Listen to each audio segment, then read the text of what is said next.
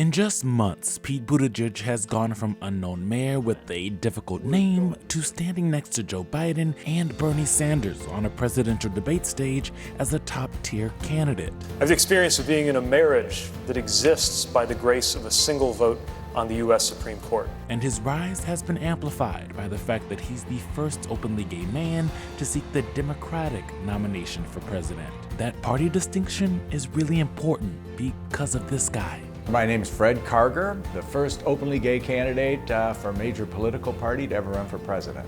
Karger ran for president in 2012 in the Republican primary. I'm Fred Karger, and I approve this message. It's important that not every LGBTQ person is a Democrat.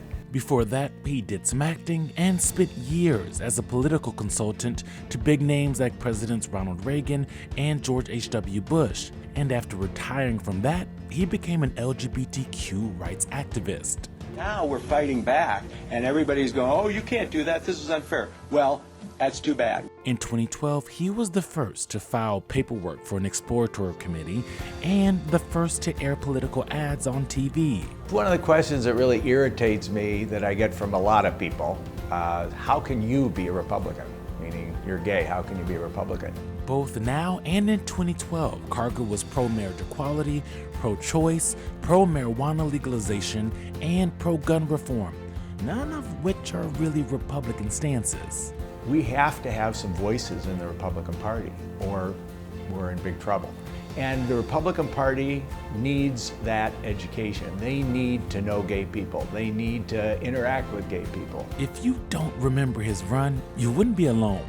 Karger never made the debate stage, but was the only candidate still standing in the Utah primary against Mitt Romney at the end. I had the rainbow flag and the American flag pin made and gave those out. So everywhere I went, so it was kind of, subtle, but you still saw that rainbow flag. So I was pretty much announcing that to the world. He says the nearly 2 years of running was surprisingly pleasant, for the most part, but that LGBTQ rights activists shunned him for being a Republican, and some conservative groups weren't much better. I was welcomed in practically every circle I went to, from the chair of the Republican National Committee, Reince Priebus, down to the state chairs, to county chairs.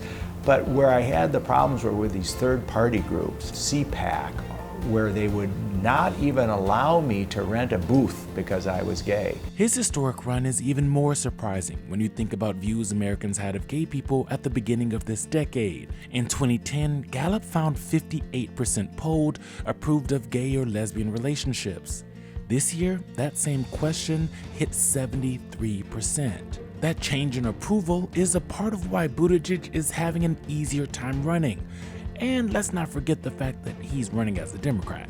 The visibility of that progress is one of the reasons Karger spends a teensy bit of his time correcting people on Twitter about who actually was the first gay man to run for president. I want to make sure our history is accurate. I'm not swept under the rug, and that campaign get the attention it deserved. But to be clear, Karger isn't hating on the rise of Mayor Pete. I'm thrilled that he's caught on. It's actually, it's made my campaign more relevant. In fact, despite still being a Republican, he's endorsed Mayor Pete and is hosting a fundraiser for him this summer to push a candidate that has it a little bit easier because of some of the work he's done. Now we're in a universe that I hope I was a part of to make things better. So kids growing up LGBTQ have no limits, and it's why I've been fighting, why so many of my generation have been fighting, and why I ran for president.